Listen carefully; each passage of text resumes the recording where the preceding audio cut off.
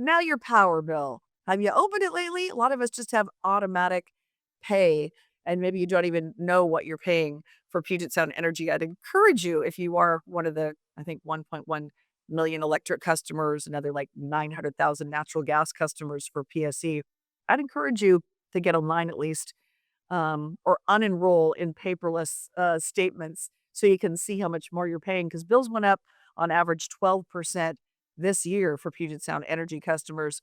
And that they've come right out and said that was because we had to make investments in required clean energy projects.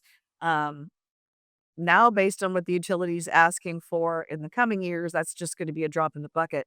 They say they need a 30% increase by 2030, and they brought that request this week to the Utilities and Transportation Commission. UTC has to sign off on this, but as long as it's justified, and PSC says we're simply complying with state law, we've got, a lot of strain on the grid from all these data centers and AI.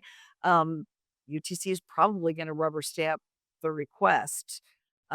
We've got some folks that are pretty upset about that. I want to read you part of the emailed statement I received yesterday from Melanie Kuhn with Puget Sound Energy, because I really pressed her. I said, so 30% more after 12% this year. So you're talking 42% increase in just about a 4-year span of time that you're saying you need. I said, how much of that is because of, the Clean Energy Transformation Act, CETA, and the CCA, the Climate Commitment Act? And this is what she told me. She said, customer rates increased January 1 of this year, driven in large part by cost to comply with the Climate Commitment Act on the natural gas side and increased power costs for electric customers as a result of PSE needing to purchase more renewable energy and replace energy from legacy coal providers under the Clean Electricity Transformation Act. So that was right there in an email from them saying, your bills are going up, and it's in large part because of mandates from the state.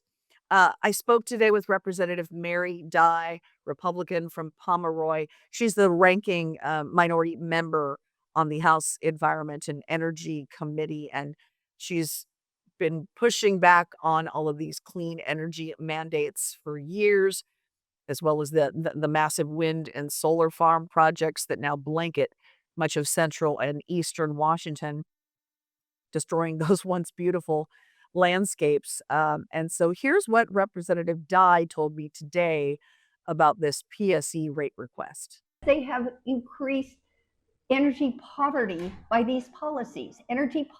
Poverty because they're making ratepayers pay for all that wind and solar construction. Now they go, well, there's not enough transmission out in rural eastern Washington where we planted these giant 799-foot wind towers and 7 and 8,000 acre solar farms. They don't have enough transmission to get it across the Cascades. So they're asking you, ratepayer in Puget Sound, you 1.1 million people, carry the freight for that too.